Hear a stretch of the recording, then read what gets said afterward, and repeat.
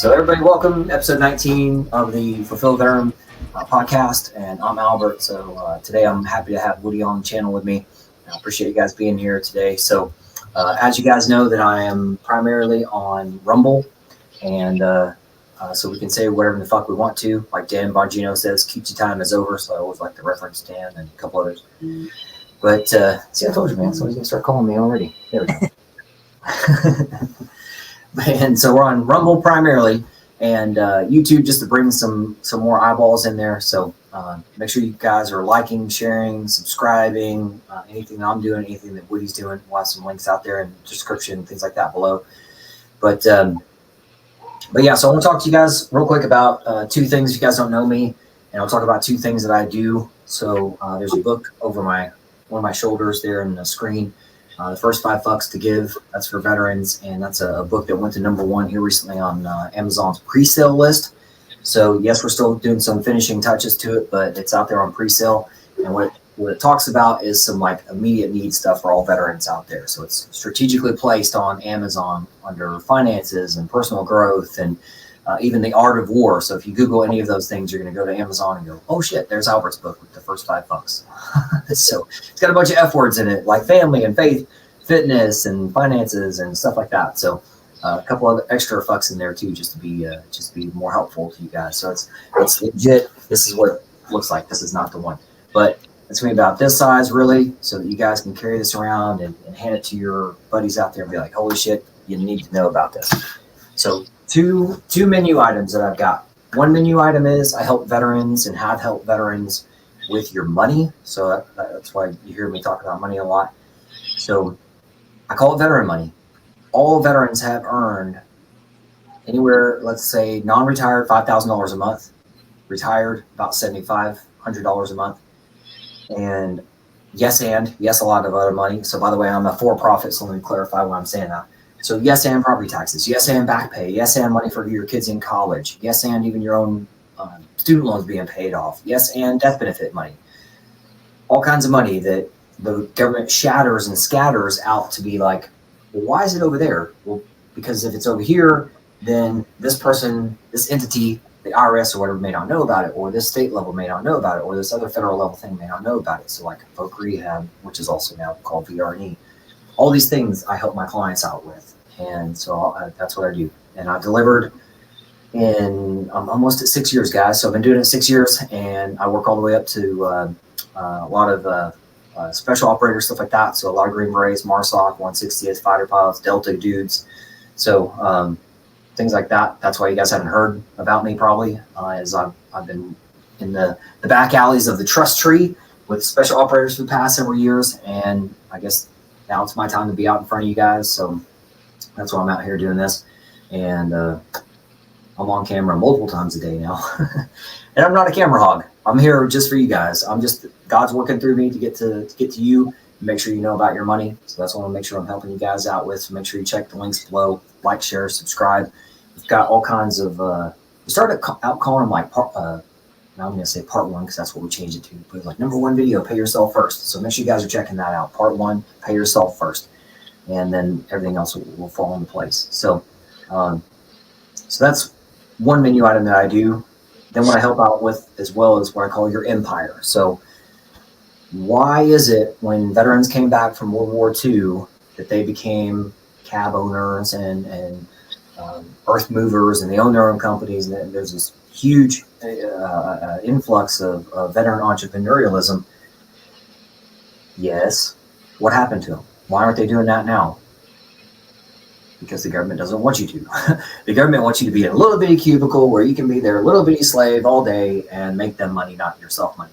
So yeah, you've heard of 9line and Grunt Style and a handful of others, but you can't name me 20 fucking companies. If I said, hey, who makes weed eaters? You're like, oh, a bunch of people. Who makes clothes? A bunch of people. Who, the shit that I'm wearing right now? A bunch of people.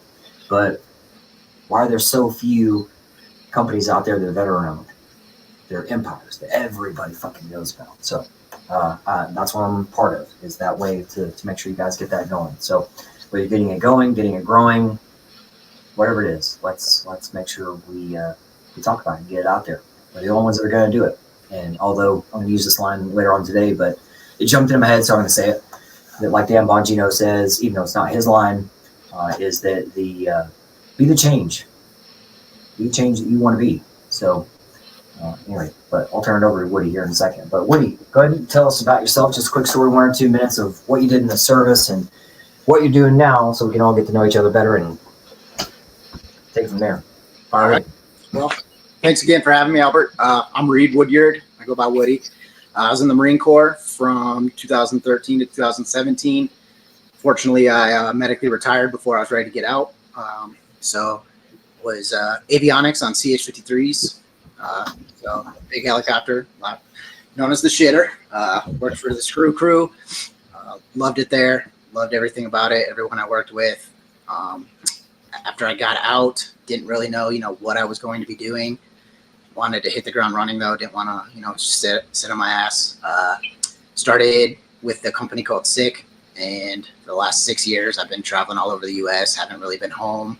Was putting in, a lot of hours, and just wasn't really what I wanted to do for the rest of my life. So an opportunity kind of fell into my lap. I jumped at it, and I've been doing that for about 3 months now. World I'm currently in, I am protecting people with supplemental insurance. So, basically, if you're hurt, sick, injured, anything like that, we're going to give you money to help supplement, not being at work, those extra costs that go into everything.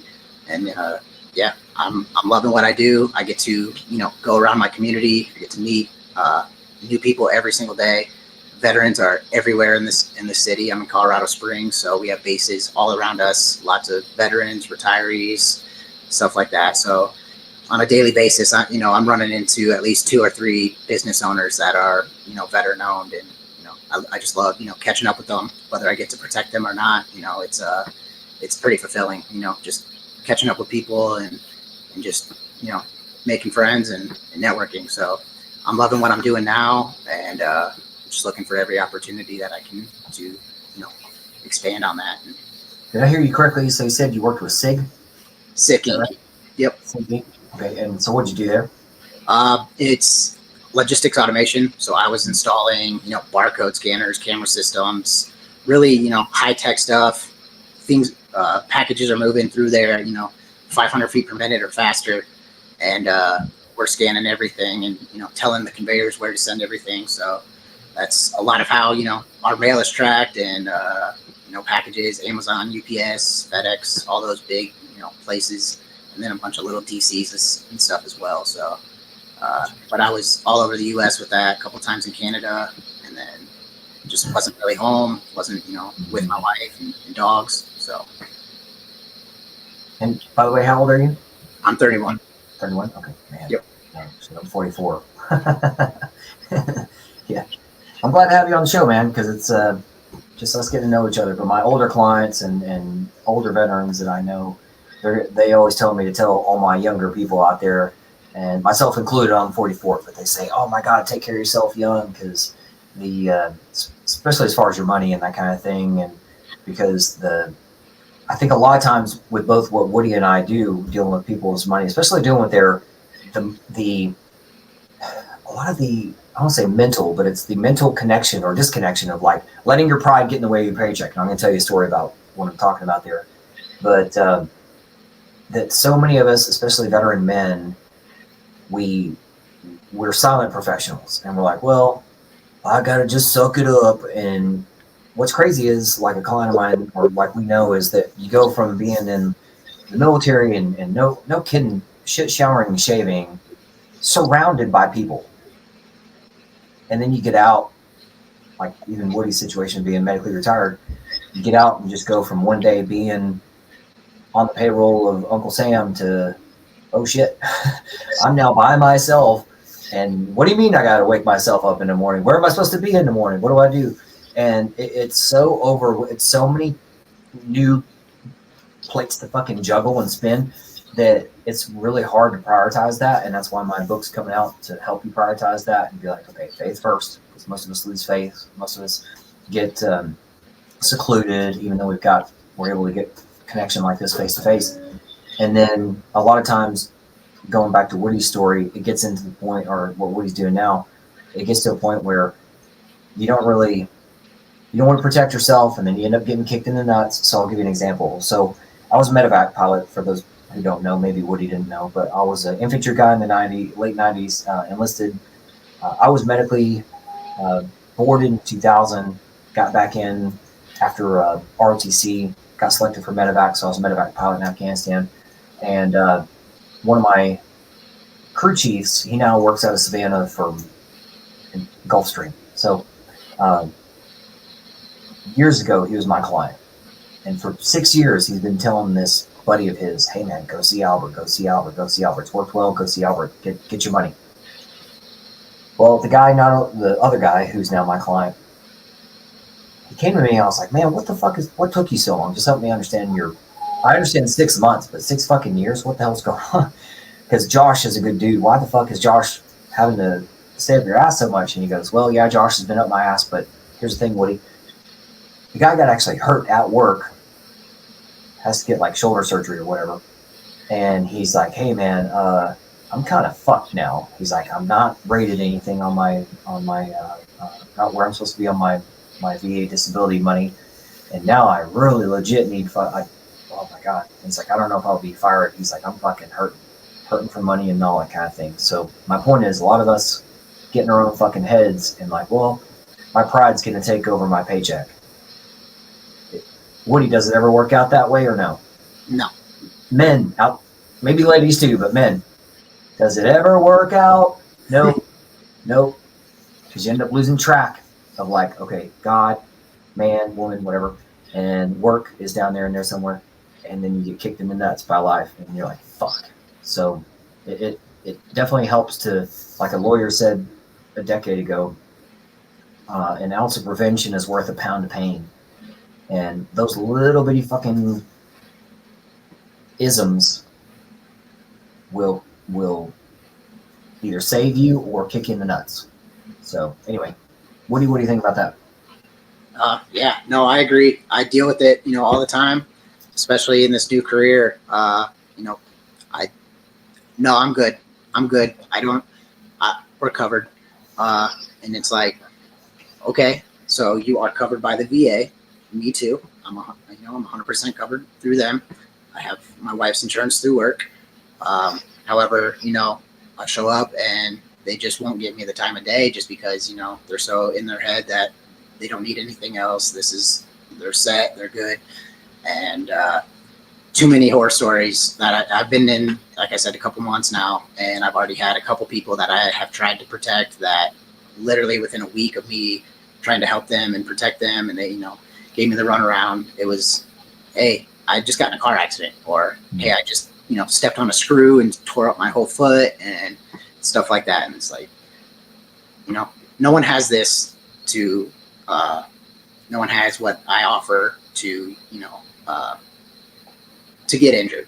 They have it for that peace of mind, that extra protection, and just, it's frustrating at times, but all I can do is get in front of people and try and protect them and show what we offer and how this is going to be super beneficial to you and your entire family, not just to keep you above water when you're in a situation like that, but also protect your assets. So someone like you, Albert, who's set and got their stuff in the right order and all that, we're going to help protect your assets as well. So I completely see exactly where you're coming from there.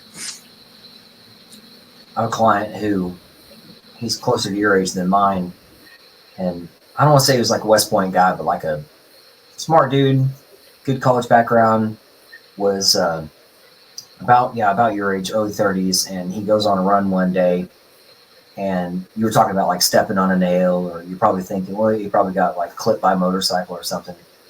He got ran the fuck over by a trash truck, a garbage truck. And I'm not talking like movie style bumped and, he flew somewhere. He got ran the fuck over from his leg, like one leg, all the way up over his ass or whatever, and over the other shoulder. And the motherfucker obviously lived through it. Wow. Ran the fuck over by a garbage truck. Wow. That's insane. I'm just saying, shit happens. Where's your... man, I'll tell you, that's why I jokingly say that since I'm so faithful that, I'm not one that is going to commit suicide, but like I jokingly say, I run 4, 5, 6 miles, not every day, but every other day kind of thing, as often as I can. And like, if I can't run 4 miles, I'm going to die trying. So then I take it lovingly and be like, oh, hit me beer truck or some shit, get in his truck, take me out, whatever. But as I'm out running, that's what I realized, that there's a car could just hit me at any moment, or fucking whatever. Where there's airports everywhere, there's all kinds of God knows what flying above you. That I've run over a bridge, so it's like, okay, there's anything that could be there, and I'm 44, so like every time I go run, I realize my own fate more and more and more. Of like, okay, I know I've only got today. I may not be. None of us are promised tomorrow, so I may not even have 10 more minutes.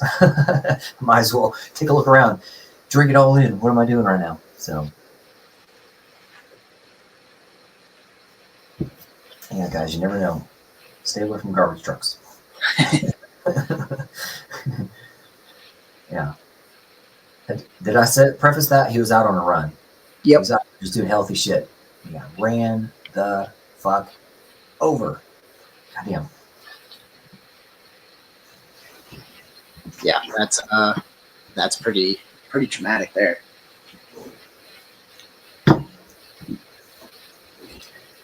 It's amazing how many people don't try to take care of themselves. Like there's and I know you're new at doing what you're doing, so I'll give you a little bit of a, I was thinking of like a best practices here. So the people that are closest to you may never work with you, and you just have to like not chase them. There's maybe stay in contact through like email or whatever, but like there are people that I was actually in the Army with, or that I know well in the Indianapolis area. They're not my client. I know one guy's a 70. We were captains together. I know another guy who's a 05, who he works with a nonprofit helping veterans, and I know he's at 90%. That hasn't changed. He's got kids that are now probably heading into college, and another guy who he may be dead by now, but he's older colonel that he 06 type that helps out with working with veterans on their money, and he's at 10%. So it's like, okay, if you're giving financial advice to veterans, shouldn't you be better? Like, Quit. Yeah. So. Yeah. So what inspired you to get into what you're doing now then? Honestly, the guy who approached me about it, he was a lifelong friend, known him since I was a kid. And I had myself open to work on LinkedIn. He just reached out, he said, this may be for you, this may be not.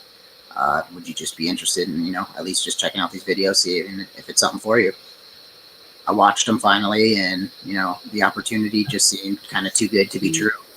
I wanted to get, start my own business, do all that. I just never really knew the route to take, how to get going, what I actually wanted to do.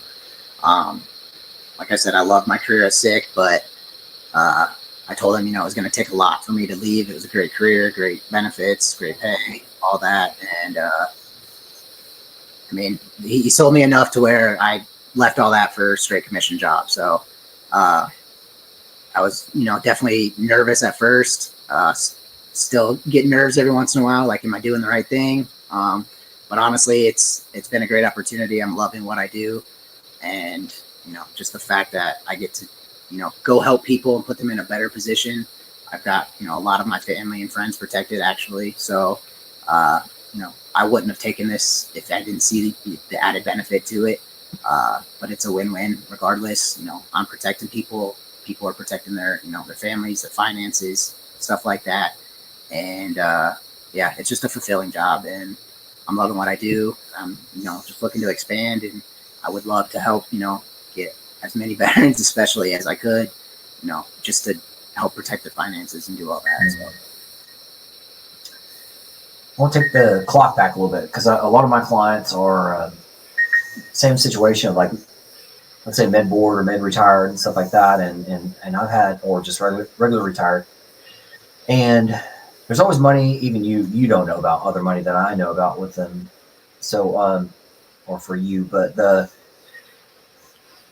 lot of guys, especially going through med boards and med retirement, they don't realize that that's like at least 2, maybe 3, or even 4 different situations that are happening at the exact same time. And I'm just curious, you don't talk too much about your process. Because med retirement's a bigger deal. I had a client who he was can I say he was a Marine? He is a Marine, younger guy, 30, he's probably 30 something, early 30s, and he did 4 years in the Corps and went to war in Iraq. And I wrote that down, and I was like, okay, I feel compelled to ask you, what was this normal contract ended, or was there any kind of med board or anything like that, something dramatic? And he goes, oh yeah, I got medically retired. And I was like, oh, okay, holy shit. Well, let me tell you this. You're not only worth $5,000 a month, you're worth about $7,500 a month. And he's like, holy shit. So there's other things beyond 100%. So there's things like all of us who are not retired qualify for SMCS, which is about $400 a month, basic family of 4. You guys that are retired, even medically retired, are worth about $2,500 more a month, basic family of 4. It's called CRSC, Combat Related Special Compensation. And so I can help guide you guys through that. But, just want to let you guys know, throw that little nugget out there too. But so I'm curious, and you don't have to get too deep in like obviously medical details, but like I'll give you an example. I've got a Green Beret who he's probably around your age too. And he was just doing the thing, man. He was over there in Afghanistan, and he was just doing the thing. And he was on the team, kicking down doors and doing stuff. And he fell, got hurt, and then 9 months later, I'm not going to say out on the streets. He's just back on the street, out of the military, and very similar to like being a major league athlete, that you go from on the pitcher's mound to 6 months later, you're on the limelight's off of you, right? Long story short. So, and he's like, dude, the guys, he said, I understand the guys have to keep going, but we used to fucking shit, shower, and shave next to each other. And now I can't even get a hold of them. They're over there doing stuff still. And he's like, yeah, man, it sucks. So, just tell us what you want to about what your process was. Yeah. So I just got sick, and no one wants to go to the medical. So tried to tough it out a couple days, decided, I woke up, I think like the 3rd or 4th day, got out of bed and just dropped to the ground because my chest felt like, I just took a shot to the heart, and that lasted, like a minute. And I was like, okay, I guess I'll go to medical now. I'll roll up my sleeves and head there. So went in, told them, hey, I'm pretty positive I have strep throat. Like, I have all the symptoms. I've had strep throughout my life. I know this is strep. Well, the nurses came in, looked at my throat. They're like, holy shit, like it's completely red. You have sores everywhere. Like, we'll go get the doc. We'll come back with a swab. 10 minutes go by. They come back. Doc doesn't need to see you. He says it's just an upper respiratory infection. We're going to get you some Motrin and some Excedrin, and we'll get you out of here. And so next day, I'm getting ready for a detachment. I think we leave on Saturday or Sunday, and it's Friday now. And most of my squadron's already at this detachment. I was on the second half of it, and was at my buddy's and just crashed on the couch. Same thing, but this time it lasted for hours. Felt like a truck was just sitting on my chest. Went to the detachment, and very first day, I'm out on the flight line, getting the birds ready, doing FOD walk, all that. I'm just puking everywhere. I'm pale, chest pain, everything. They make me go to medical. I walk over, clutching my chest. They come out. What's wrong? Take me back to the EKG. Corpsman hooks me up, runs it, says, I don't think I hooked this up right. I'll be right back. Came back, 2 more corpsmen, checked all the leads. Everything was good. Ran it again. We'll be right back. Next thing I know, the entire clinic's walking back. The head of the clinic introduces himself, lets me know there's an ambulance on the way. I'm actually showing STEMIs in my EKG, which I found out in the ambulance means, it's signs of a heart attack. So get to the hospital. and we're running all these x-ray scans, doing everything. Don't see anything except a bunch of inflammation and stuff. And for the next, so I got transported from El Centro, California back to San Diego. Unfortunately, it made me go to Balboa. So I was stuck at Balboa for, the first couple days after I got there, and I was in the cardiology floor, and the whole time they just had no idea. So I became what is it when you're like a test dummy for all the new people learning how to do medical. Yep. And was there, I think, 3 days the first time. Was still having attacks on my chest. They couldn't figure it out, but they were just, they're like, we're going to send you home. Okay. They wouldn't let me go back to the barracks because they believed that's where I got sick. So I went and stayed at a buddy's house who was actually on the detachment. And after that, all my joints started swelling and inflamed. Couldn't move my joints. I was still puking, still had the chest pain. Started getting a rash that covered my whole body. Went back in, got readmitted to the hospital for another couple days. I was at one point, I was stuck like this. My body had so much inflammation in it. Couldn't move my arms, couldn't get up to piss, couldn't do anything. And then I think I ended up in the hospital one more time after I got out that time. And finally, after, a month of all of this, they finally got me into dermatology to look at the rash on my skin. And within a minute, the doctor told me, they said this was a virus. I'm like, yeah, that's what they've been chasing this entire time, ever since I never got the swab at medical. And he goes, so they never tested you for strep? And I go, no. They've been drawing my blood every 4 hours. I've been in the hospital, but nothing has come of it. So essentially he goes, all right, I'll be right back. Goes, gets the head of dermatology, brings in this giant medical book. He has the guy look at me, and he goes, I think this is rheumatic fever. And I was like, and the other guy, I don't think this could be anything else. And so I took a dermatologist just to physically look at me, not run any tests, do anything like that. And he's like, you're going back to cardiology immediately. They're running this test. If it comes back positive, then this is a little more serious than what we thought it was. So went back to cardiologist. She looked like she had seen a ghost. Like, she couldn't believe that this was even a possibility. And ran the test. Still had strep a month later.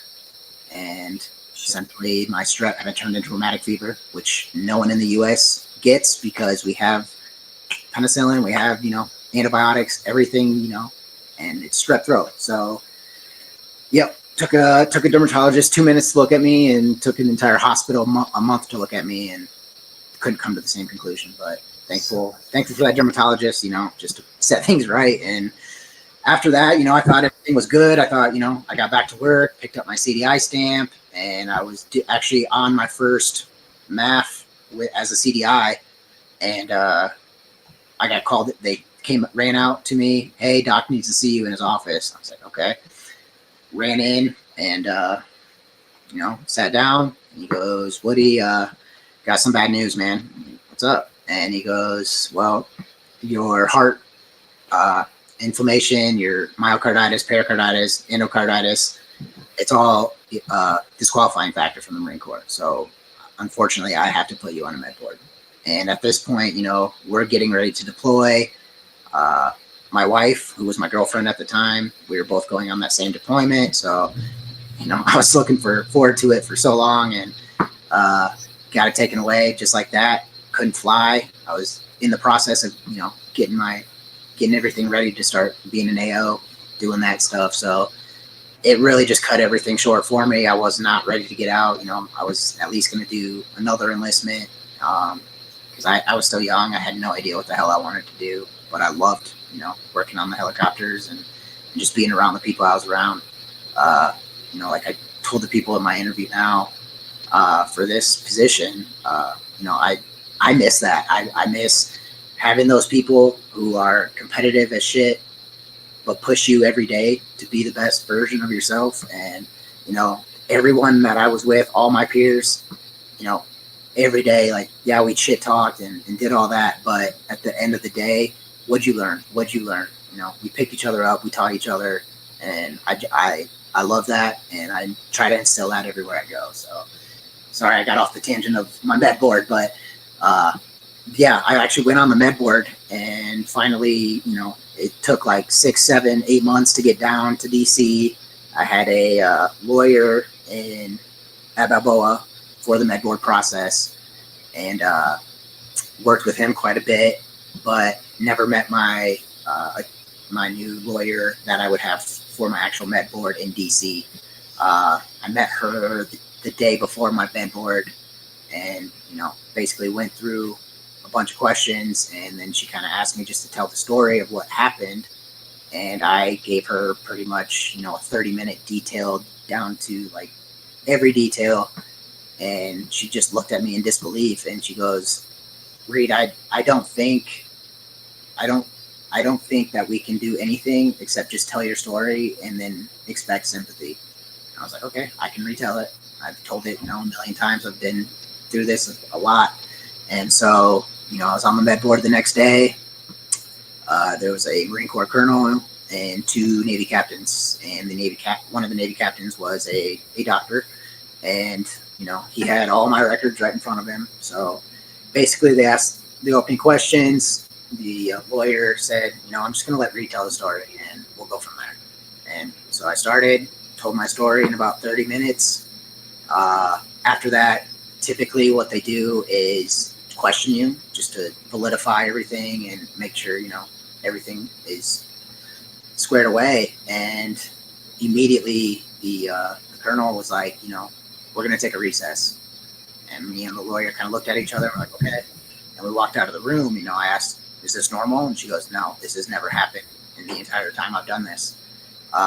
So she's like, I'll be right back. Sat me down in an office, and within a minute she was back in the room. And she goes, so you have 10% for your heart, and they're going to give you another 20% for one of your major joints. So you're going to be at 30%. They're going to medically retire you. I was like, just like that? And she goes, yep, they heard enough. And went back into the room, and they asked, you know, did your lawyer explain everything that's going to happen? Yep. Started re-recording, and yeah, he's like, look, you've been through shit, and a lot of that is our fault, but we're here to take care of you, and that's what we're going to do. So we're going to medically retire you. We're going to be that 30%, and then yeah. So after that, just stuck it out, and you know, tried to go to school, realized that was not for me again, and here I am.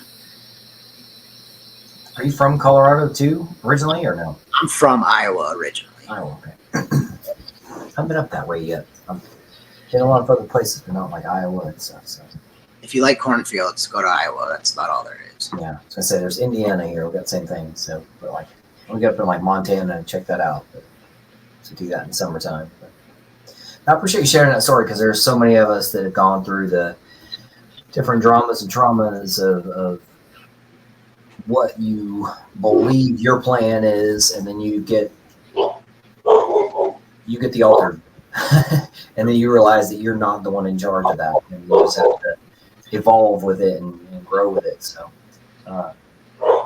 so how long ago was your med board? That would have been 2017. Okay, so you've been out for a little bit. Yep. Not bad. And then you get out, and then COVID hits.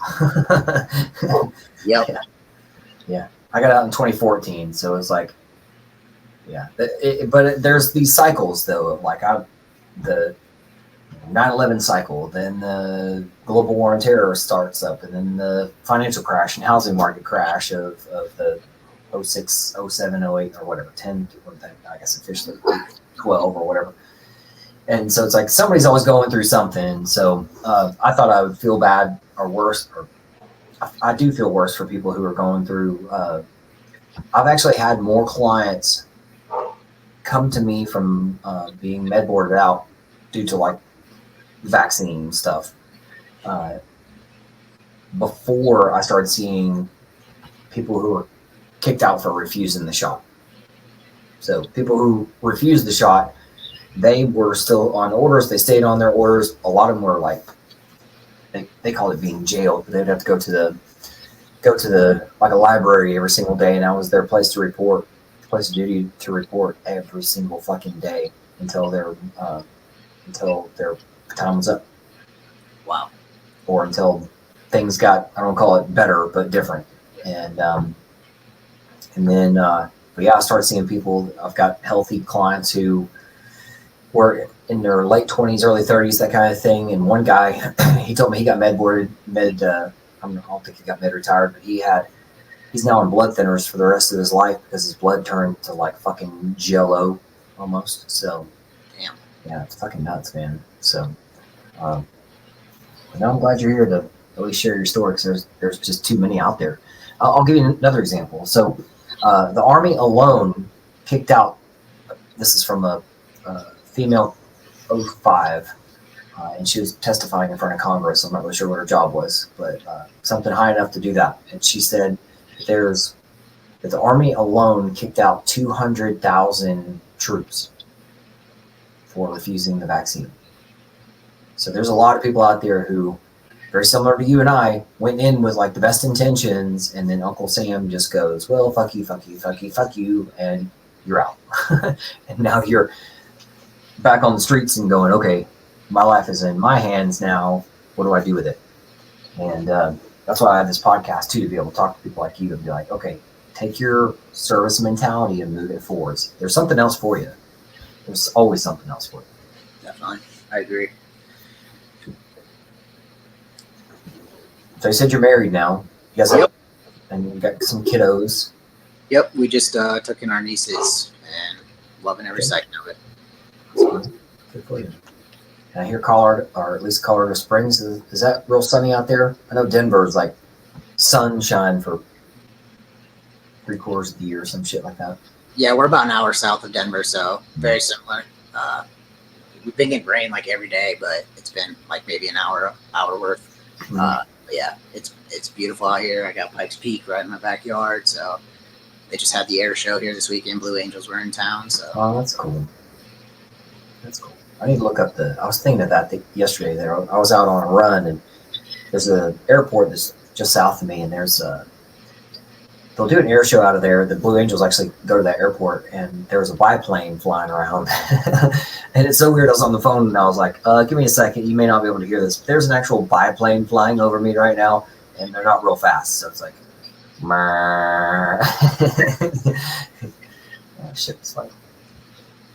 Yeah, one of my clients was number 7 back in early 90s, by the way. So cool shit. But did you get to go to the air show, or did you have a better seat watching it from not at the air show? Honestly, I mean, they flew right over the house. I'm not too far from the Space Force Base and Air Force Base, so yeah, I didn't go see it. I saw it quite a bit on Miramar. They had it every year.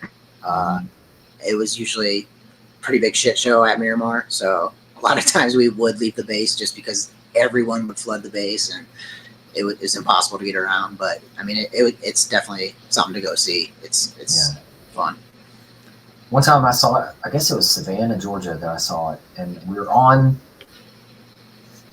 the base that it was going off of, so we're seeing it from center mass, and they're doing this whole zing, zing, zing stuff, and then we're like, I was a girlfriend or something, so I was like, hey, let's leave a little bit early, go get some, beat the crowd and go get something to eat. So we drove out, show's still going on, and we get to this restaurant, and just so happens that we were the turnaround point for the two opposing guys. And so like the whole time that we're eating, you're sitting there normal, can't hear anything, then all of a sudden right over the top was these guys. Oh man, it was so much fun. So yeah, such a blast. Definitely something cool to see. Well, flying medevac, obviously 53s refueling and stuff, and it's funny going. I flew the training helicopters that are the news choppers and stuff for people who don't know all that stuff. And it's weird going from like a little bitty news chopper that you press 3 buttons to turn it on and turn it off, and the thing is so light that it feels like it fall over at any second. And then you go get into a Black Hawk and you think that's big, and then you see a fucking 53 and go, now that's fucking big. That fucker's big. everyone that always asks me, what do you work on? I tell them a Greyhound bus that flies. They're massive. That's cool shit. And you guys fly those out. I'll tell you what, man, I will not get on a fucking Osprey though. I was on a Mew on the 31st Mew, and I had the option to actually work on Ospreys or 53s. I think there were 2 or 3 spots available there was an unlimited amount of Ospreys, and then like 10 spots for 53s. Every single person in the class took 53s over the Ospreys. One person took Osprey out of all the orders, and But on the Mew, I did get to fly on and off the ship on an Osprey and 53s, but I got to shoot the 50 cal out of the Osprey, so that was pretty cool. That's cool. So you got a little bit of trade off. You survived and got to shoot the 50 cal. That's how Yep. Never got to shoot it out of the shitter though. So. Well, yeah. Maybe next time then. It's funny. It's all in who you know, right? Well, that's what's cool about Texas. They can shoot hogs out of helicopters. Really? You heard this? So, yeah, that's something I need to do for some kind of a work trip or something. Be like, yeah, let's go shoot some hogs out of helicopters. Apparently, that's necessary. I didn't realize you could do that in the States. I've seen videos of it, but I always thought it was like out somewhere else. I didn't realize that was in the U.S. Yeah, there's so many of them out there in Texas, the javelinas or whatever the fuck those things turn into. They're all wild and shit. Yeah. I think Oklahoma. Yeah, Oklahoma too. I think there's fewer in Oklahoma now, but there are at least fewer helicopters. But yeah, you look it up in Texas, a bunch of them. So, what's next for you? Honestly, just getting this business off the ground running. I'm right now, I'm extremely business to business. So, I just stop in all these different locations, introduce myself, see if I can't get them to sit down with me and all that. But, I'm really putting things together now, and things are starting to click, and it's getting a lot easier, and it's definitely, I have fun every day. I mean, I can't express that enough. That's huge for me as far as, what I want in my career. I'm going to be able to support my family through this, and, that's, so the next steps, I guess, I'm networking, I'm outsourcing, I'm trying to do everything I can to connect with as many people as I can. So right now I'm licensed in 6 different states. So working on that. I can easily get my license for any other state. So which states are you licensed in? Currently Colorado, Iowa, Kansas, Nebraska, Texas, Arizona, and I have to send in my fingerprints for California, and I'll have that one. So 7 actually. Yeah, I've got my major clients are our major number of clients. Most are out of Texas, and then probably California, Florida are the next neck and neck. But it's funny you mentioned Nebraska, because I've got pockets of people everywhere. So even like the Apache pilots over and all the crews over in Qatar, those guys are mine. Hi guys. And all the air crews in Central America doing drug interdiction, also mine. But yeah, Nebraska, I've got a pocket of people too, because those are the states that when you get to 100%, no property taxes. So there's some other ones, but those are just the top ones. But I'm still fighting for that 100%. I'm at 80. They medically retired me with 30 DOD and then 80 VA. So well, now you know me. Yep. So I'll get you on my calendar, get squared away. That's all I do. So, and my main goal is with mine, even though it's number 4, because I want to get you guys all over 500 human math points. So like, what does that mean? 100 plus 100 it is 200. So I want to get you over 500. Why? Because that way you're on your e-benefits, you're 100%, you're permanent in total like I am, and your body part list is better reflecting of you, and that all of your money that you've earned throughout your service is out in your pocket and out in front of you. So there's three levels of money that people don't know about. There's right now money, there's mid-range money for your kids in college, and there's long-term death benefit money that I get my clients squared away with. So yeah, you qualify for a lot more. Plus like the SMCS stuff that's $420 something a month, and retirement stuff, CRSC, like it's insane. Property tax, kids in college. I mean, if you have student loans, I know you talk about school, student loans for yourself, those all get wiped off your record. I had almost $200,000 wiped off my record. So, Damn. Yeah. Which is also, that's why I'm having you guys on my podcast too. You guys are able to go like, oh shit, well, I need to work with you and connect with you and get my people connected with you because holy shit, this just makes so much fucking sense. So, honestly, I think that's why I connected with you in the first place, a couple months ago. So I was extremely interested in what you were doing. Yeah, it's such a blast too. You talk about, even though I've got a lot of sales training, it's not selling. Like I just inform you guys, and a lot of times you got funnels, and I say I just want to get people above the funnel so that they're aware, and the more aware they are, the further into the funnel they're going to go. And so so now I'm even to a point as well that I've been doing it 6 years, and so just some stats to throw out at you, just to show why I'm doing more now in public, is because I've delivered over $10 billion to my clients, which sounds gigantic, and it is. I'm not shitting on it, but $50 billion a month, $50 billion a month is being stolen from our veterans, and that's me being kind. $50 billion a month, because the government is horrible. And the big check that you may see over here over my life shoulder, that's a big check that Uncle Sam should give every veteran as soon as they walk out the door. Hey, here's your big check. Here's your 3 million, 5 million, whatever it is. Cash it, go do your fucking thing.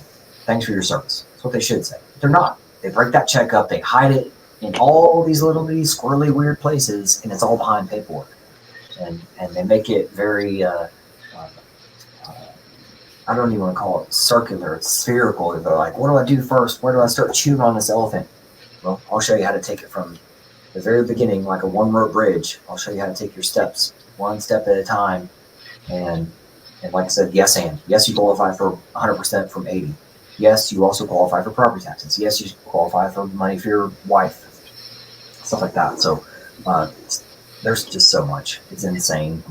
So that's why I'm out in front of everybody and doing more videos, a lot more video content. Such a blast, man. You're talking about blast. It's being able to talk to the people I get to talk to every day, and you'll see on Zoom and stuff when you're a client of mine, that kind of thing, and even just you seeing the inside of the people I talk to, and even today I was talking to a client of mine who I'm coaching him and consulting him on how to file his claims and stuff like that. But he's still a pilot out there flying. He did 20 years in the Corps flying Cobras, and I'm just like, hey man, you gotta do paperwork and do this, do that, do that. Oh, okay, gotcha. And I'm just looking him in the face, going, yep, what you gotta do. And a couple weeks ago, there was nothing but fixed wing pilots in the room. I don't know why, to include a former Blue Angel, and I'm just like, hey, all you fucking fixed wing jet pilots out there, here's what you need to do. Stop overthinking shit. Just get the paperwork done. Just like anything. I know you do this too, Woody. You have to write down paperwork for your clients, and it has to be compliant, and there's got to be all kinds of, just like anything with the government, or especially when you're dealing with money. Anytime you're dealing with money, it's paperwork. Oh yeah. Paperwork is between you and the money. Always. Always. If there's no paperwork, you're probably doing it illegally. Yep. Fair statement. Like, who are you robbing to where if there's between you and your money is a gun? Yeah, that's not legal. So funny. So what? Well, I'm glad you're expanding. So you talked about that too. How are you expanding? I mean, being so early along. I mean, I like that you are. I think it's that's something I didn't do because I felt, you know how this is too. When you finally figure out what you're good at, or and just or even something you can do to maybe this isn't Woody's forever. Maybe he's like to do this for like 2 or 3 years, or maybe sell it or give it to somebody else. And I want to go do things that I'm maybe more in alignment with all of me. Maybe spend more time with the family, grow my family, whatever. But just like in medevac, I can't fly every single mission.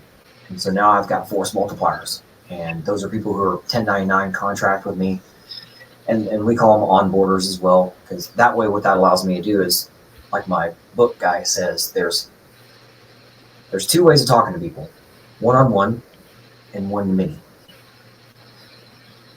And scalable means if there are 10,000 veterans a month that I should be able to talk to, I can't make 10,000 phone calls myself every month. That's impossible. And take care of the previous 10,000, You can't do it. So you have to have force multipliers. And that's what I do now. I've got force multipliers. As of this month, I've got the founding 10, it's a little bit more than 10, but founding 10 who are going to help us pressure test this new system so that before 2025, we're going to have this new process where we've got hundreds of force multipliers who control their own calendar and do like what you're talking about there, just get a little bit of paperwork, and that way they're like, okay, yep, all right, well, we'll see you on Thursday. And then I'm the professor. I know you said you tried college for a little bit, so you probably saw English 101 when you walked in the door. It's like a big giant stadium kind of seating, and one guy's talking to 1,000 people. That's me now. I want to sit there and talk to 1,000 people on Zoom. Probably going to break the internet, talking to veterans every Thursday. Sorry, internet, but just letting everybody know Zoom's going to be down for a while every Thursday. That's my hope. Is I want to just like Dan Bongino, he's got his lane. Other people out there have their lane of education stuff. Like one of my she's not a veteran, but her husband, she's a widow, and she's such a great lady and such a great connector. I need to be connected with her. Her name's Tracy. I'll talk more about her later, maybe. But she's was an educator out of New York and got up to like vice principal or principal, that kind of stuff. And in about, let's say, 5 years, Dan Bongino should be in charge of cabinet level with unfucking the system right now. Albert Winks should be a cabinet level in charge of the VA, that kind of stuff. Somebody else should be in charge of education. Somebody else should be because we've got too much fucking, as you know, too much government, too much paperwork, too much red tape between somebody who earned it and somebody who's either hiding it or stealing it or whatever. Either way, it's not with who earned their fucking money. And I hope I think we're in a growth. We're all, as Americans and the American way of life, we're just growing through something right now. But like Dan talks about too, it's got to get a little worse before it gets better. So I think we're at something big. I don't want to call it biblical, but it's fucking big. And we're going to grow through that together. And that's why I'm out in front of you guys too, to be able to say stuff like that. But big shit's happening. I mean, we saw Afghanistan go to shit. It's been 3 years now. Is that right? 3 years since August? Yeah. Isn't that gross? Yeah. And a new client of mine, no shit, was a Marine that was there on that fucking evacuate, whatever you want to call that. The getting the fuck out of there in the worst way possible. In the very worst way possible. I don't know how to. It's a long title. It's a little wordy, people. I'm sorry. I'm a wordy kind of guy. He said it. He said, yeah, it was a fucking shit show.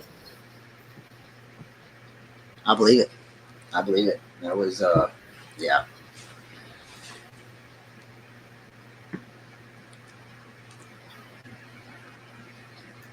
So tell me about your own force multipliers, that kind of thing. You said you're growing pretty fast. Tell me about that. So I mean, the big thing is one, I wanted to make sure I had, what I'm doing down to a T before I brought anyone else on to join me and get trained and all that. So I've been, putting my nose to the grind for that, but just brought on my brother-in-law. I am actually working with one of my mentors from the Marine Corps, great friend of mine.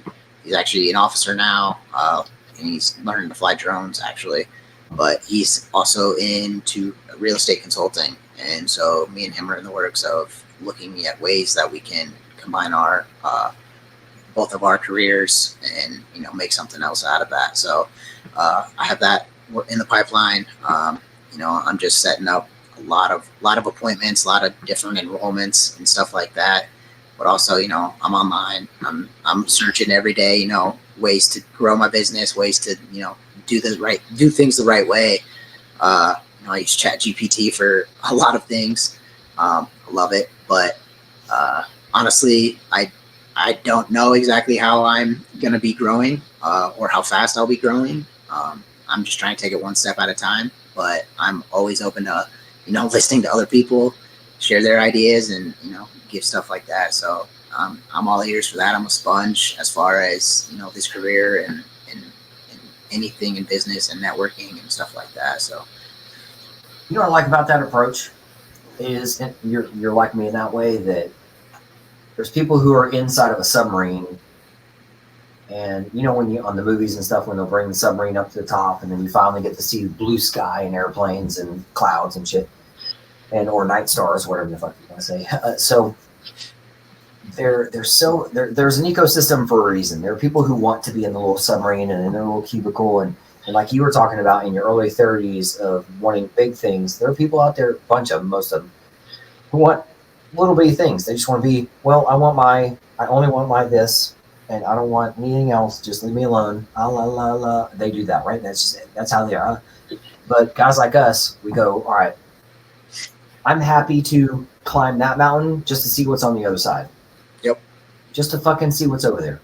And there's other people bigger than me that go, well, Albert, you're talking about mountains. I'm talking about flying with eagles. Or somebody else goes, well, I'm going to beat that and go, well, I'm going to talk about what landing on the moon looks like. Well, landing on this star or that planet, that universe, whatever. Like somebody wants to go further. So yep. If you look at it, and this is what I've realized, there are more people today than there have ever been ever.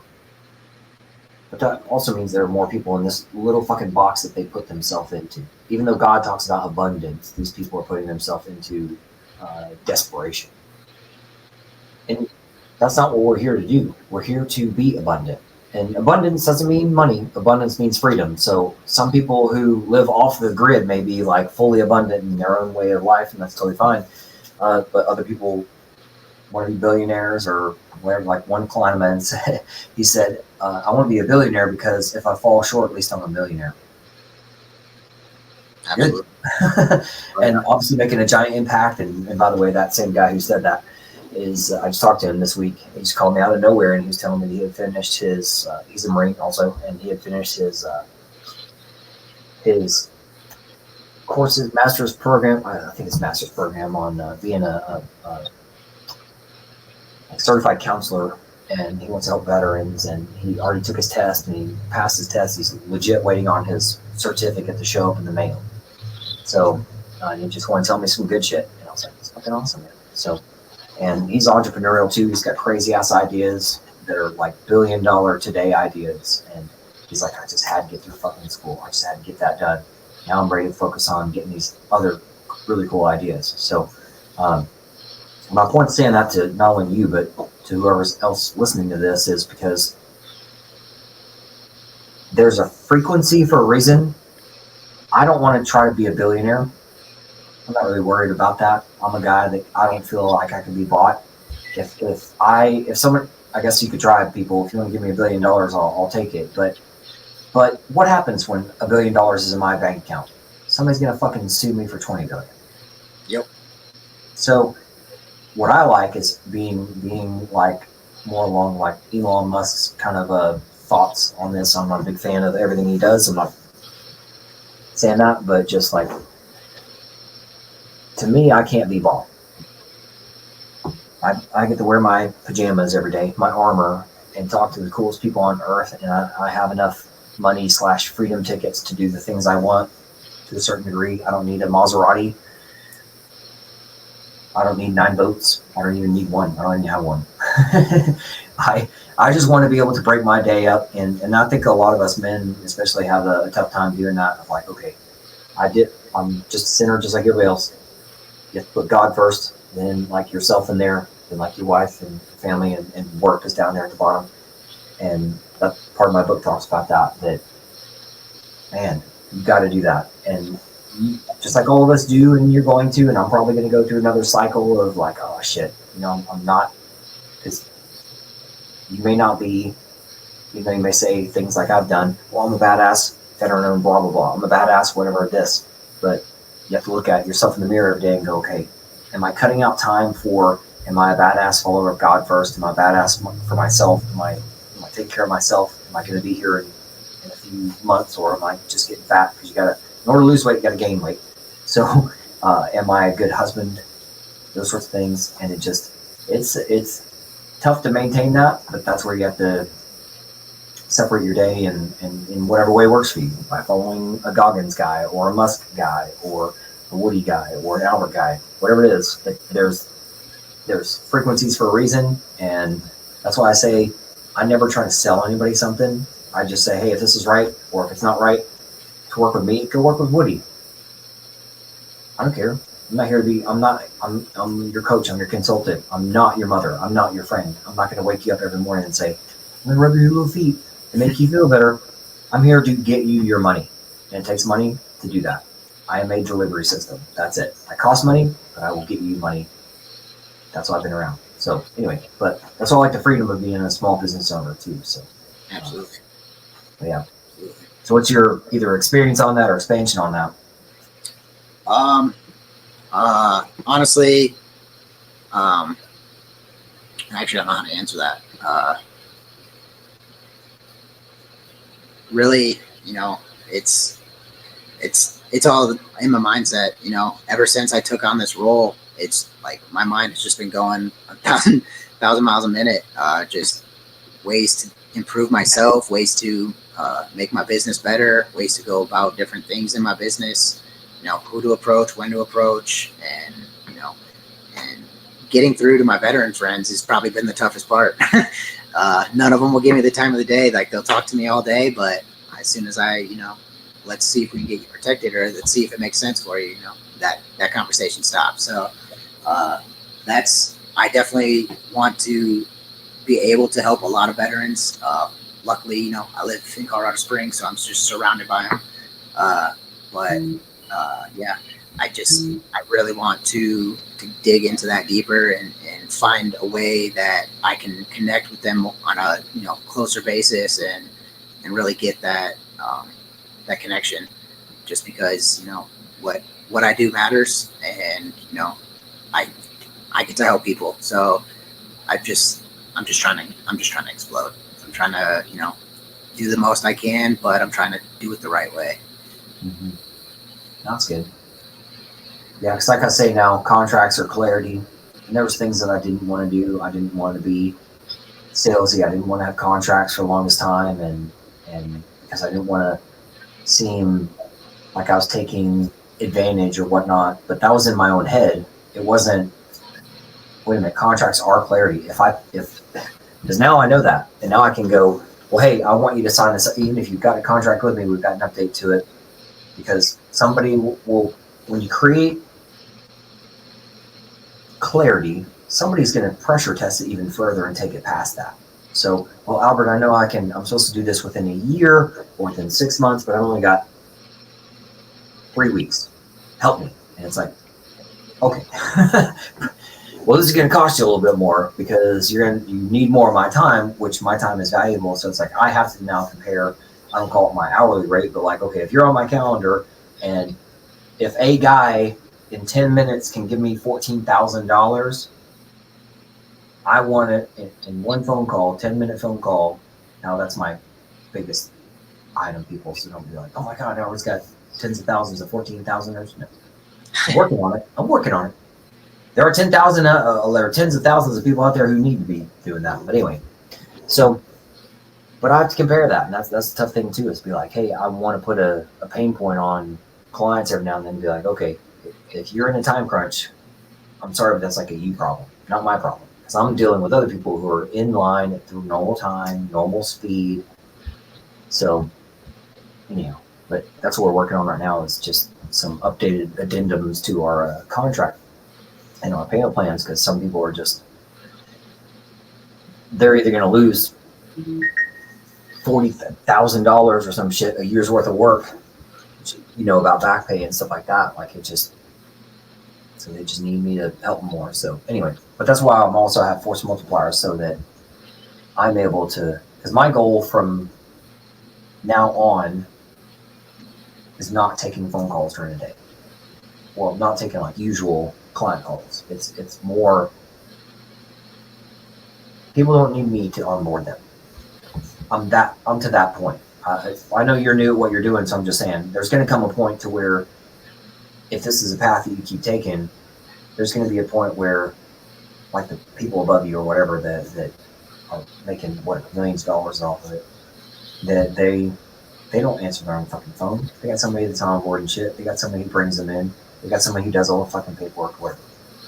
Maybe that's not perfectly legal in what you're doing. I'm not meaning to put words in your mouth, but like but at least what I do, I can be able to talk to somebody, or many people at once, like I said, or intentionally with somebody who really needs me to talk to. Kind of like you talking to your dermatologist or whatever. It's like, I need help at this really high Albert level, and I need to know what the fuck's going on. Okay, great. Well, get on my calendar. I'll talk to you about that. So that's where I am. So, I am, but like you, I'm setting that up to, for the next few months, to maybe off my own onboarding calendar that I've been doing for 6 years. So it's it feels weird to hand the reins over to other people, but at the same time, there are other badass veterans who are doing cool shit, and they're passionate too, and it's nice to be in like Indian talk of like going from a warrior to going from like a warrior to like an elder. That's where I am at my point, you know. So right now you're a warrior. Right now I'm finishing up on my warrior time. I'm too old to continue fighting at that level. I need to be higher up on the food chain. I think I got a few years left to fight. So yeah. I'm glad you're doing it the way you're doing it. Win or lose, like I say, it goes to your experience, goes to your wisdom that you tried. So yeah. I mean, I'll get 100 no's a day, and it's only going to make me better. So, you know, I don't get discouraged anymore about it. It's, you know, when you have a couple like bad days in a row, that adds up. It gets a little frustrating, but you know, everyone. There's so many people that need this, and so many people to talk to. Like, I can't just dwell on it, and you know, it's just next business, next person, next family. You know, so I'm right there with you. That's what's up. Isn't it crazy? We're in the second hour here. So, what else is going on your calendar, or something else that you want to talk about?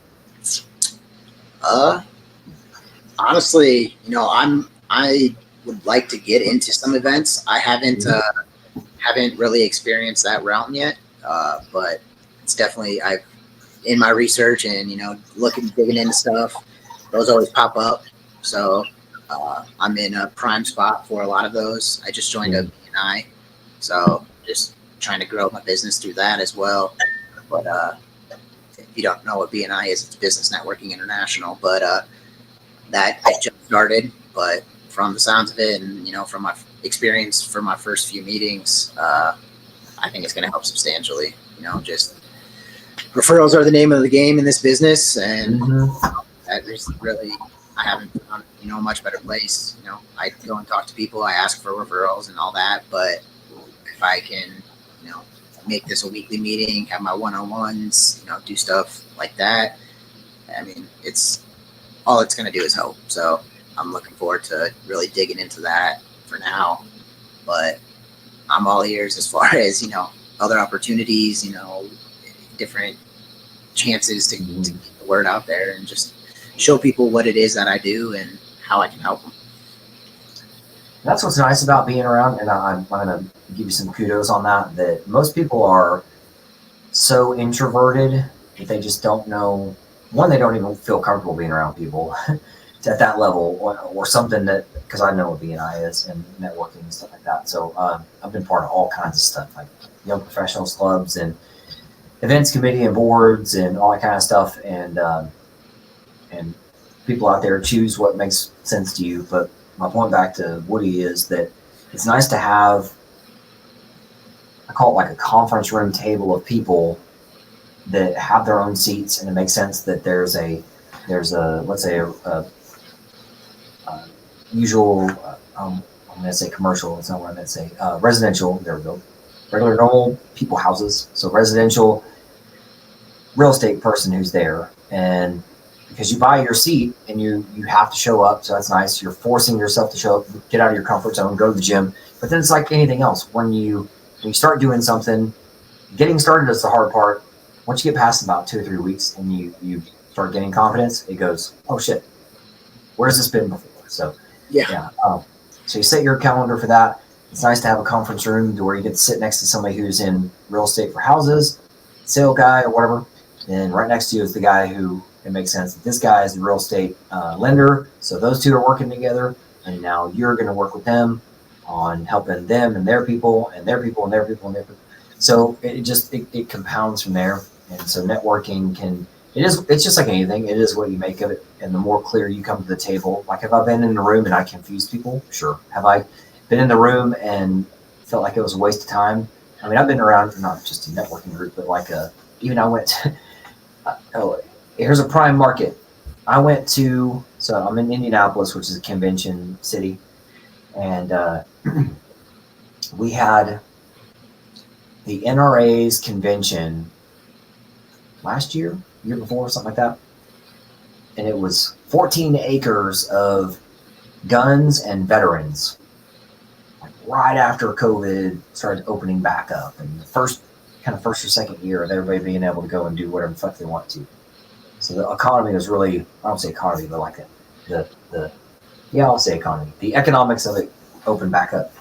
So here it is, I go in there and I'm seeing all these fucking guns and all these veterans, and I'm wearing my shirt and stuff, and I'm walking with my son and 2 sons, and had a couple other kids with me, I'm sure, and stack of cards in my pocket. Like, all right, now I'm gonna go in here and be like a fucking gunslinger, shoo, because my card, I feel like you probably should adopt this too, or have something similar. So my card is worth millions of dollars. So it's a lottery ticket, but it's a winning lottery ticket that the guy has to scratch off. So what was hard though is when you're in 14 acres of all of these freaking, I'm wearing a grunt style shirt right now, so you can see it's got this logo over here and that logo over there. And guys like us recognize that. You go, okay, I know what that is. Or like a crown eating shirt. A guy was wearing that last week as I was at a motorcycle event. And I was like, oh my God, that's so hilarious, you fucking crown eater. And we're making fun of each other and shit. But I found that smaller groups are better, because going back to NRA, too fucking big, too saturated, and everybody was walking. Nobody was saying, it was like the lazy river or some shit. Nobody was sitting still. Everybody's moving. And so I was like, shit, you know what? Here's what I want you to know though. I went from that, and I was like, let me get off the main floor. Let me go somewhere that the best place to go is a bar. Find a hotel bar. Because a hotel bar, that's where the people who move money around really are. So I walk in there, and there's, I always love sitting at the elbow of a bar so I can keep an eye around on the room and see who's coming in. And I go up and sit next to these 2 ladies, come to find out that they both are in working with, sounds weird, but like sex predator shit. Like working with Navy SEALs and stuff who have just fucking getting a hold of these people that are doing sex predator stuff. So like all those little videos that you'll find of like a adult woman pretending to be a 15-year-old girl kind of a thing or whatever.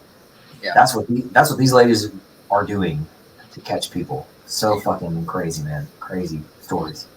And then whatever, a couple hours later, fucking Navy SEAL dude's in the room, and I'm talking to him, and I hand him my card. And my card mentions special operators and veteran. And he goes, yeah, I'm both of those. And I was like, oh, okay, really? And yeah. And come to find out, I didn't start name dropping people, but I'm like, okay, what area were you in of this? And I said, well, I've got a client who was over here in this area. And he goes, okay, tell me a name or something like this. And I tell him a name, and he goes, oh, I know that dude. We were blah, blah, blah together. And he's now, oh yeah, he was the commander of blah, blah, blah. He knew everything about this client of mine. I was like, holy fucking shit, man. So he was Navy SEAL. So you never know who you're gonna chat with.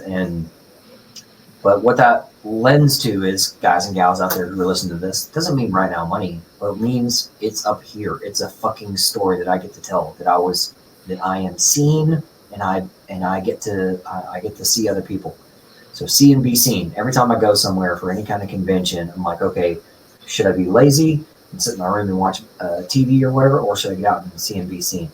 And I've been to a lot of conventions even before COVID hit, where and before having a YouTube channel and stuff like that too, where colonels and shit are jumping out of the fucking out from behind of items, going, "Oh my God, you're Albert Winks! Holy shit, I know who you are, and I'm going to use you next year, and I'm retiring, and all this kind of stuff." And this was even before all this. So imagine what it would be like now, going back to conventions and stuff like that. So, but now it allows me to pick and choose which ones I want to go to, and rather than going to one a month or whatever, I can handpick one a quarter or something. Be so intentional. And I don't like the table. I just like to walk around, and that's what's best for me, and do whatever's best for you guys. But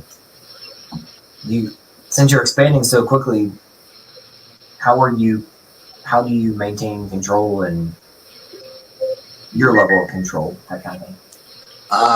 That was honestly one of my biggest worries about coming into this career. I've always had structure, especially Marine Corps, last job. I've always had people telling me what to do. Now I'm on my own. I have a ton of resources to reach out to. I have a great team that, I can reach out to and work with. But I just, sorry, I forgot the question. I forgot where I was going with that. How do you maintain your growth trajectory right now? Well, so we do have a CRM system. So I'm able to, stay in contact with who I've talked to, even the people I don't protect. They go into the CRM as, hey, talk to this person. Doesn't make sense right now, but, let's talk to them again in a couple months. Stuff like that. I was super worried coming into this career because, I knew I wasn't going to have that structure. I have ADHD like crazy. I'm bipolar. So, I have a lot in my head that is always firing in all these different directions. So, but getting into it, I got rid of a ton of stuff. I kept everything on my iPad is only what I need for work. There's no other distractions on there. But just the CRM, and then just, I'm business to business. So I'm in and out of places all day long. I'm finding all these little places I didn't even know exist. And so it's a process that I'm still trying to kink out, but it's working so far. So I'm not complaining, but I'm always looking for room for improvement and ways to get better and deal with it. So, what I'm seeing a lot more around here? Chiropractors. I have an enrollment set up with my chiropractor. I'm hopefully going to get his whole team protected. So I'm looking forward to that. But even just the people they know too. Yeah. Because I'm not sure. I know there's a difference between the commercial and directly to individuals, but yeah, there's chiropractors are definitely dealing with. They've got a whole list of people who are either slow learners or want to be early adopters. That's something else I've learned, so let me share that with you. So with my clients, I always think of there's three types of personalities. So they're airborne personalities. Some people want to jump early, others want to jump in the middle, and others want to jump after everybody else is out of the aircraft. And that's fine, but we're all in the same aircraft, so we're all in the same life. We all get the same 24 hours to do what we do. And so that's why I tell people, knowledge is power. So go, the more you know about me or Woody or anything, or about your own self, the better off you're going to be. If you're a little bitty, I'm going to be in my little shell, I probably don't want to talk to you. You're probably going to be a bad client. So if I have to coax you out of your shell, that's a problem. But that's what's nice. This happens to me all the time. That somebody will talk to me, and sometimes almost a year will go by, and they're like, "Oh shit, I need to circle back. Something happened. I got divorced. I had a kid. It could be good things. I had a kid, bought a motorcycle, went on a motorcycle trip. I've been backpacking through Europe or whatever. Stuff like that happens. And but then they come back and go, yeah, man, I need to work with you because now it's time. And I'm like, all right, man, welcome back. So it's that easy. Yep. But yeah, so you just got to give them more time and just, like you said, keep going. Just be seen and see and be seen every single day. Absolutely. Yeah. No, it's not no forever. Yeah. Yep. And that's why I tell people, if somebody says, oh, it's not for me, that's fine. It's for somebody. You know people. You know somebody. Like, I'm telling you this too. I haven't said this yet, so I'm surprised. But over 95% of my clients come from word of mouth. I believe it. It's word of mouth. I believe that. You talk about trust tree. Some people have signed the contract, give me money, and then they're like, hey, man, my buddy said this. And I'm like, your buddy was with me 5 years ago. Do you know 5 years ago is a long time in today's world? So I was like, I mean, I'm happy to catch up and make sure I'm taking care of you the right way. But fuck, man. Don't let your buddy sell you. Take the trust of your buddy to go, Albert's the guy to follow, but listen to what I say. I'm the one who's consulting you. So anyhow, it's fun stuff. But that's why most people haven't heard of me. They're like, who the fuck are you? How are you the best? And how are you delivering $10 billion to these people? Trust. Trust and performance, man. Two key words. Trust and performance. I'm not here to be liked. I don't give a shit. I'm not here to like other people. That sounds mean because I'm a nice guy. But like, I'm not looking for friends. I'm looking for clients. And good clients. Bad clients, or even non-clients are fucking crazy. They cause so much problems. We've had even a stalker who's stalking all of my staff and their family members. Wow. And he was not a client. It was weird. On the phone, reading my address to me. It was weird. Man. I don't think it's going to get that bad for you, but when you're dealing with veterans and the government, not like your kind of government, I'm talking the VA. It's so weird. Again, I just think it's a psyop, though. It's fucking fake. So here's something I want you to help everybody out with: resilience. Give people resilience. Okay. So you said you get told no a lot. And I've been told no a lot with the government and stuff like that. So I always say just it's in my slide deck that everybody has access to, all my clients. And every time that there's some kind of a pivot move in my slide deck, it goes, keep moving forwards. The slide says keep moving forwards like 10 times.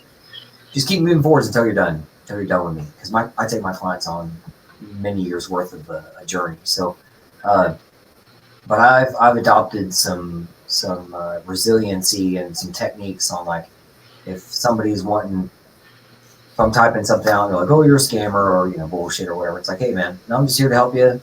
Keep you posted on your journey. Like, that's all I do. Keep you posted on your journey. That is one of the strongest drops of poison that doesn't kill the relationship.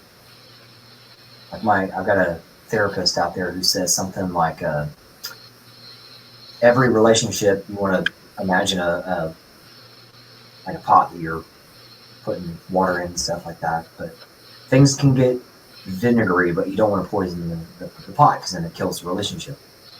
So let somebody grow through something and just let them know, hey, I'm here to help you. You need some sunlight every day, a little bit of water, a little bit of minerals, whatever. Maybe change the soil out every now and then.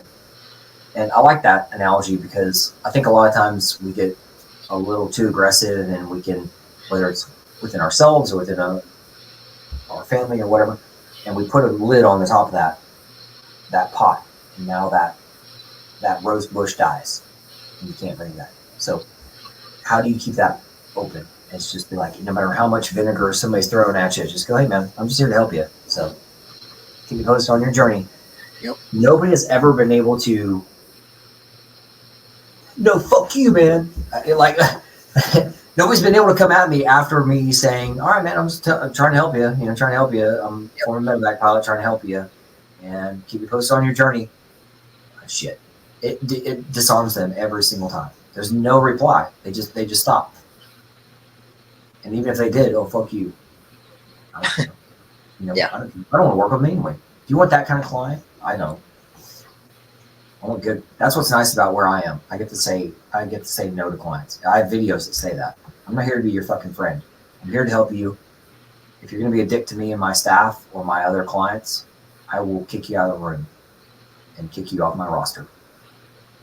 I'm not going to do it. I've only had to do that once, kicked one guy out of the room. That's it. But that's only happened once. Thank goodness. And I've got over 3,000 clients I've worked with. Not a bad ratio. Not bad. Not bad at all.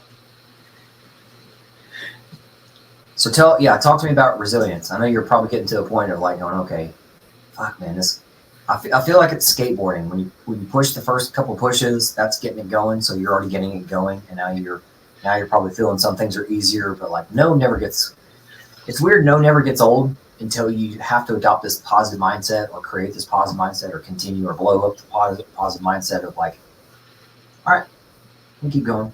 I've heard stranger stories from people who, I'll give you a quick example and turn it back over to you. So I worked with a family there were twin brothers who are Vietnam era Green Berets. I worked with one of their sons and they're all 100%. Then they sent me another son here recently and he's 100%, but he's not permanent in total. So he doesn't qualify for the insurance stuff for his kid and that kind of thing. So I'm helping him with that. And he said, Albert, I'm glad to know you. I'm happy to work with you. And it's a yes instantly. I'm gonna pay you today and sign the contract and stuff like that. It's yes. And he said, Albert, I'm honestly pissed at my family. He said, they've known about you for years and I'm just now finding out about you. And it's from his dad, his cousin, and his uncle. It's a short tree. So it's funny how information flow just somehow stops sometimes. And but anyway, it's just weird that kind of stuff happens too. They're like, fuck, man, I wish I would have known about you when my family was working with you. So anyway, back to you, resiliency.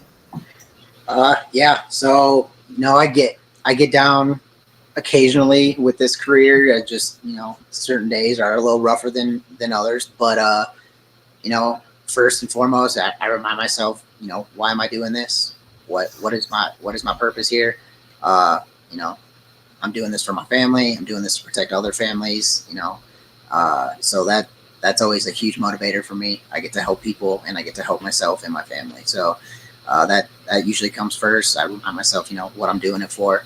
But two, I've always had that fight. I'm a very small guy, played sports all my life growing up. So always had that going for me. And just always had the mindset that I'm not going to let, anything stop me. It's just a matter of, okay, I've seen other people do it. I know I can do it. I know I'm a fighter and I'm just going to push. So, I come out of a business that, they just yelled at me, told me to get out, whatever. Next business I go into, they have no idea what just occurred. So I just, that was that. This is next. Let's go. But yeah, it's all mindset. You got to have that, that positive mindset. It's like stacking up good things every day. Yep. That's what with me being intentional with God, me, my wife, my family, my work, as I'm able to break my day into, there's some time with my kids where I'm not checking my phone. There's time at work where I'm not checking on my kids. And there's time with my wife that it's me and my wife, and there's, and by doing that, I'm able to slow down more. And even though I could pay for somebody to mow my yard and fold my clothes and go grocery shopping for me and stuff like that. Like sometimes there's a time to do that when you have to have and don't let me get it wrong. I do pay somebody to mow my yard, but now I also have my son doing it and that kind of stuff because he's older and other kids are older and they're doing that kind of stuff. But but it's all about creating. If there's jobs that I can pay somebody to mow a yard or somebody cleans my toilets or whatever, that's me paying somebody else to do something for them and have them help their family at the same time, it's helping me and my family focus on family stuff or whatever, you know.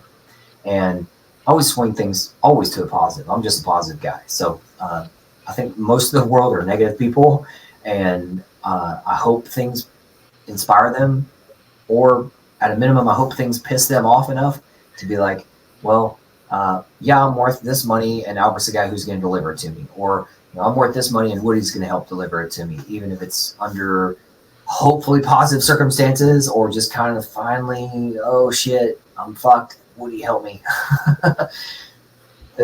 That's what's interesting about it. And you can only live in the right now.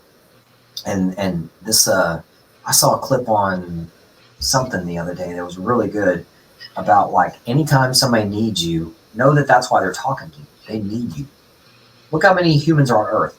If they're talking to you one-on-one, they know that you can help them.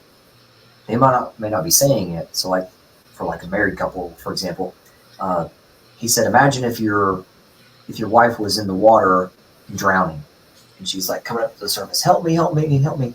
And then you're standing on the edge of the pool, leaning over going, well, you remember when you didn't do this 10 years ago, and then the past 5 years you've been doing, you know, and she's down there going, blah, blah, blah, help, help, help. And you're like, no, no, no, you did the thing. And isn't that weird how we, and that's why I'm leaning on God a lot more with that. I'm like, man, I need to not, even though I've got a bunch of kids, like we talked about, 5 kids, and a lot of heartbeats, dogs, cats, that kind of stuff. And I think a lot of us allow what he's talking about of like, it's easy to allow the negative of, well, I heard no once today, I'm just going to hear no again in the next meeting. No, let that go. That the past has no real tangible on impact on them now. That's all you control. You don't control tomorrow or 10 years from now.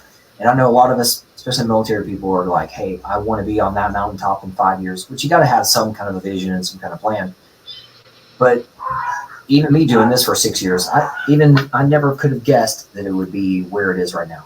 That, like, a couple of days ago, I'm talking to a client of mine. I've got at least 4 or 5 Delta clients. That's insane. I've got your Marine dude, so you'll love this. The Marine One pilots, I've got 6 of them. Wow. Marine One pilots. And they both, here's a weird story. 2 of them came to me from separate ends in the same week. Damn. Same week. I'm saying, like, hey, Tuesday I talked to one dude, Thursday I talked to another dude, and when I talked to the Thursday guy, I said, hey, you know that guy? And he goes, oh yeah, but he says this. He says, oh, I know him, but he's not the one who sent me. How cool is that? That's so cool. I couldn't have fucking planned that story or that reality any better. And guess what? I got told no multiple times between Tuesday and Thursday. But all I do is just say, hey, I'm not, like I tell my clients, it's not decision day. I'm just here to inform you. Oh, okay. Good to know. So, like, I'm not calling an anti-sale guy, but, like, what I sells itself. So I'm not here to inspire or shit on anybody. But yeah, you can only control yourself. That's it. And I saw another video today I'm going to share with you too, that a lot of times it's easy for us to try to get in somebody else's head. You know, my wife thinks that I'm a blah, blah, blah, or my kid thinks, or my brother thinks that I'm a thing. Motherfucker, no. You have no fucking clue. That's why I tell my clients when I show them my menu, I say it's based on personality. If it doesn't make sense to you, it's not going to. If it does make sense to you, it does make sense to you. So they go, okay, I want this payment plan. And sometimes you'll probably get this too, where a client will say something like, well, you know, I'd love to pay you. And they start telling a long story. Well, I'd love to pay you this big amount, but I'm going to have to go with the smaller amount or a medium amount because I got this, that, and the other thing going on. And I've hurt my foot and my toenail hurts and my eyeball fell out. Like, I'm just like, hey, man, I appreciate you going into that kind of story. I don't need it. Like, I don't need to be in your heart or in your wallet. I don't know what's going on with you. You don't know what's going on with me. You don't know what's going on with my staff. You don't know what's going on with their family. And I don't need you to know. You and I are going to do a thing to do very thin, linear, just what do you need, man? Which one do you want? A, B, or C? That's your choice, kind of thing. Oh, okay. Yes. All right. So I like that I get to stay in the now. what's harder is when you're learning, because right now I can look back on 6 years of doing what I'm doing and go, from my wisdom tree here, I can go, I know what you need. I know what you're thinking. And I cut people off all the time. That's why I drink water like I've briefed you on before. But sometimes people do need to get their cards out on the table before you respond to them. And I know right now you're younger in your job to where you need to hear all their cards they're putting on the table. And you might even need for 6 months to go by so you can see how the card that you picked for them worked out for them. And so I know you're learning some on-the-job training, but I'm glad that you're already starting off with the positive mindset of like growth mindset. You're already doing the thing. Many people talk about the thing, but very few people actually do it. And so I just want to let you know that you're doing great things. I mean, I've gone through anger stuff and smashed a chair. And stay away from Irish car bombs before you get on. Don't have an Irish car bomb or two, and then go searching the web or internet on social media. Don't do that. No. I now know that, and a chair of mine from years ago, bless it, it's no longer. But no, you got to know yourself and just know that you can only stay within yourself, and other people's shit is their shit, not your shit. So control the controllables. Yep. What are your thoughts on that? I mean, you nailed it. It's so imperative for that, and to get brought down by everything on the outside when you're trying to focus here, it's detrimental. So control what you can control, and everything will just kind of work itself out. If you get 1% better each day, that's all I strive to do. How can I improve today? What did I do yesterday? Where did I mess up? Did I ask them the right questions? Did I present this the right way? Did I even hit on all the points that I needed to hit on? It's all the little things, but it's easy to get down. It's easy to get frustrated. But at the same time, and the support system too. The support system's huge. Before I took this career, I made sure my wife was completely on board, that she was going to stay on board, and we were going to do this together. So having that support system, that positive mental attitude, and just control the controllables, I think those are huge. Sounds good, brother. Appreciate that. So I know we're getting close to time we'll go behind the scenes here in a couple of minutes, but before we do you have other events or anything you want to let everybody know about? Honestly, I got nothing lined up right now. Nothing quite in the works, but if I'm all ears, I'm a sponge. I'm ready to learn. So I'm learning every day. I'm getting better every day. So that's what I got for now. Well, everybody, they'll see your links and stuff in the descriptions and all that kind of jazz. And you and I will go behind the scenes. So like I said before, nobody will know, but everybody else won't really will. No, I said the opposite. You and I won't know, but everybody else will see something. But yeah, so we'll jump behind the scenes here in a couple seconds. But yeah, appreciate you being here today, and appreciate everybody out there listening to this. And make sure you do reach out to Woody. I know I've got a lot of clients out there in Colorado too, so make sure you go hook up with him. And we do want you to come back and check in a couple of months or whatever makes sense for you. Just keep seeing the progress, man. That's what's nice about being small and being a veteran, is that we're able to circle back and go, all right, how's things going? Let's check up on these guys that are doing really cool shit. And like I said before, and I always talk about your stuff, my stuff, our stuff. How can we elevate together and work together and partner and whatever makes sense? And just, we are the American dream. We don't need boundaries. We don't need boundaries and borders. We just need the American dream.